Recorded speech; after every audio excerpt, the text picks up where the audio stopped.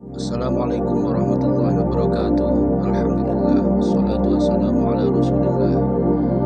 Salam ukhwah, salam seduluran. Yuk kita sama-sama ngaji bareng Gus Bah. Selamat menonton.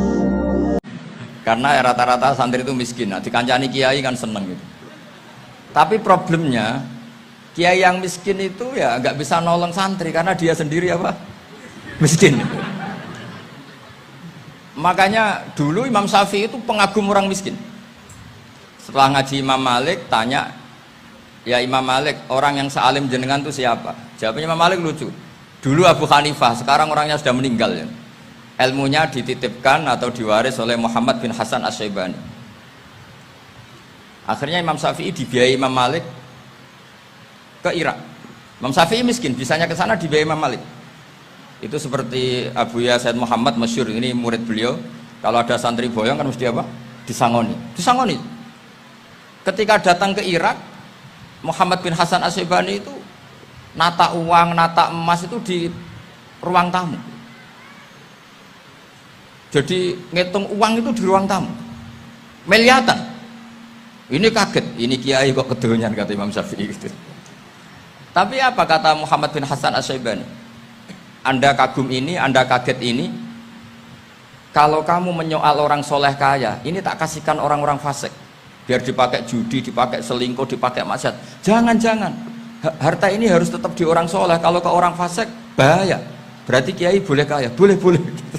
Semenjak itu ada gerakan kiai kudu sugih. Ya ada yang kesampaian, ada yang enggak gitu aja. Tapi karena kalau pakai logika fikih, harta itu fitnah. Oke, seakan-akan harta itu masalah. Tapi kalau ini dikuasai orang dolim, maka masalah besar. Jika orang-orang soleh ini harus juga menguasai harta. Nah, terus lama-lama dikiaskan kekuasaan. Kalau yang kuasain orang fasik, orang tidak sholat, ribet. Akhirnya kiai terus dukung, ya akhirnya ikut politik tadi. Nak menawa bupatinya kena diatur gitu. Diatur kon sholat, orang ngasih proposal, maksudnya diatur keng sholat maksudnya. Ini cerita-cerita apa logika fikih. Makanya saya sering ngaji kitab-kitab itu, diantara yang saya suka adalah ada dialog besar yang terjadi di antara orang-orang pilihan, termasuk bahkan di antara para nabi dan Tuhan. Jadi unik, Allah sendiri kadang mengajari kecerdasan para nabi itu ya lewat dialog. Masyhur itu, Nabi Ibrahim itu punya ruang khusus untuk sholat dan tidak boleh siapapun masuk situ. Tahu-tahu ada yang sudah di situ. Beliau membuka, kaget. Siapa memberi izin ke kamu yang punya rumah ini? Saya yang punya rumah dan saya tidak memberi izin kamu. Yang memberi izin saya itu yang punya saya, kamu dan rumah ini. Yaitu Allah Ta'ala katanya. Wah berarti kamu malaikat dong? Iya, saya malaikat Israel. Disuruh nyabut nyawa kamu. Ya agak sopan karena agak pernah mondok di Salafiyah itu namanya malaikat Israil itu. Itu akhirnya Nabi Ibrahim bilang, wah itu keliru, Anda pasti keliru. Hal ra'aita habiban yumitu habibah, hal ra'aita khalilan yumitu khalilah. Saya ini Khalilur Rahman, saya ini kekasih Allah. Masa ada kekasih bunuh yang dikasih? Itu Israel akhirnya ngaji, masuk akal juga. Ternyata perintah ini mungkin hoax ya, pokoknya dia terus mikir akhirnya. Iya ya, masa ini kekasih Allah kemudian oleh Allah dibunuh, dimatikan. Terbanglah Israel, matur lagi, ya Allah, kata Ibrahim, hal ra'aita khalilan yumitu khalilah. Masa kekasih bunuh yang dia apa? Kasih. Kayaknya masuk akal Gusti. Mulai ngaji lah kira-kira gitu malaikat itu. Akhirnya oleh Allah dijawab, ya sudah begini, kamu datang ke Ibrahim bilang, hal ra'aita habiban yakrahu ayyalqa habibah. Masa kekasih tidak siap ketemu yang dikasih? Nah, jadi akhirnya Nabi Ibrahim, Israel datang lagi. Logikanya sekarang enggak gitu, begini katanya diajarin. Hal ra'aita habiban yakrahu ayyalqa habibah. Masa kekasih tidak siap ketemu yang dikasih? Kata Ibrahim, oke, ya, terus mau meninggal. Jadi kalau jenengan cinta betul sama Allah ya harus, ya tidak usah, jangan sekarang tapi. Kalau mati di rumah aja, kalau di pondok ngerepotnya kiainya nanti itu. Tapi nanti setelah punya cucu banyak lah. Nah, barokahnya baca ini dialog-dialog orang pilihan ini akan tersibak. Karena tidak dalam semua kebaikan itu nggak ada logikanya, rata-rata ada logikanya. Misalnya begini, kalau Anda orang soleh, kemudian anak Anda pamit mau sekolah di Jerman, pilihan Anda mengizinkan apa enggak? Karena potensi jadi fasik ya tinggi, karena di tempat-tempat maksiat. Potensi berdakwah dari daerah yang untuk daerah yang tidak ada dai-nya menjadi ada. Itu mesti ulama itu berdebat. Misalnya punya anak pamit mau kembali atau keluarga. Yang satu cara berpikir optimis. Awal ada dai di beberapa negara Eropa itu ya barokahnya imigran, pekerja, mahasiswa. Dan semua itu bumi Allah, harus ada tasbih, harus ada tahmid. Dan itu harus dimulai dari kemauan atau mengizinkan anak asuh kita ke sana. Tapi di sisi yang lain potensi jadi fasik itu tinggi sekali. Wamana iman pas-pasan.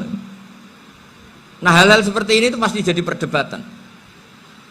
Dan kita harus menjawab.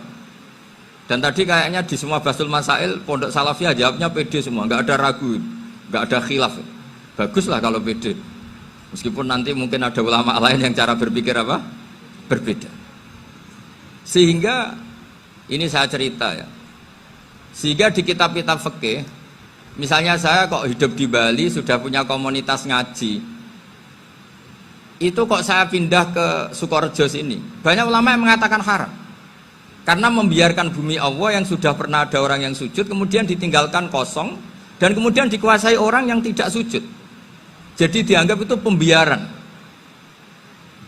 Jadi banyak di kitab Qalyubi, sarahnya Mahalli, jika ada seorang muslim yang hidup di negara orang kafir, dia nyaman, tidak dapat teror, itu nggak boleh lagi pindah ke negara Islam yang sehat. Karena takutnya li'alla yastau li'al kafir tilkal buk'ah, supaya bumi itu tidak dikuasai orang kafir. Jadi ini hal-hal yang para fuqaha itu harus berdebat. Karena ini masalah-masalah furu'iyah. Sehingga mulai dulu ya banyak ulama yang nyun sewu berpolitik. Mulai Wali Songo sampai sekarang alhamdulillah yang minat banyak. Mungkin bedanya ikhlas sama tidaknya. Tapi kalau saya pernah dikeluhin utusan dari ya komunitas. Islam Indonesia itu dulu itu ceritanya banyak yang dari Kamboja. Kalau dulu orang cerita itu orang Cempa. Itu setelah di Indonesia besar Wali Songo dan Brawijaya 5 itu sudah mulai oleng, itu singkat cerita mereka berpikir ingin bikin kerajaan apa? Islam di Demak Mintoro dengan raja pertama yaitu Raden Fatah, karena Raden Fatah ini putra Brawijaya. Padahal setelah jadi kerajaan ini era cucu sudah konflik, berebut kekuasaan. Akhirnya sampai jadi Jipang, jadi Jogja, jadi Solo dan seterusnya. Tapi kata Mbah Mun itu tetap barokah kata. Karena orang Islam terus terbiasa mimpin. Sekeliru-keliru sidik sebagai orang Islam biasa mimpin. Sehingga zaman Mbah Hashim ya sudah mimpin Masumi, zaman Ki As'ad pengaruhnya besar, sampai sekarang Kiai-Kiai pengaruhnya besar. Nah barokahnya Kiai-Kiai pengaruh besar ini sampai moral jadi ukuran. Misalnya sekarang ada calon bupati kok nggak sholat itu pasti kalah. Jadi sholat itu jadi tolok ukur untuk calon apa? Bupati. Meskipun mungkin punya efek pura-pura sholat, tapi nggak apa-apa lah. Sementing moral ini jadi ukuran. Sementara yang di Thailand, di Patani, itu karena dulu pelajarannya tasawuf, itu orang nggak ambisi mimpin dunia. Tahu-tahu dipimpin. Dan akhirnya nyuwun sewu ya saage Islam-Islam yang dulu terlalu tasawuf karena nggak punya pengalaman memimpin. Akhirnya lazimnya konsekuensinya hanya dipimpin. Tapi Islam Indonesia beda. Karena kulino mimpin itu akhirnya dari orang Islam biasa menjadi Islam yang sholat sampai Islam yang bisa ngaji itu bisa mimpin negara. Tentu yang paling populer dimulai Gus Dur.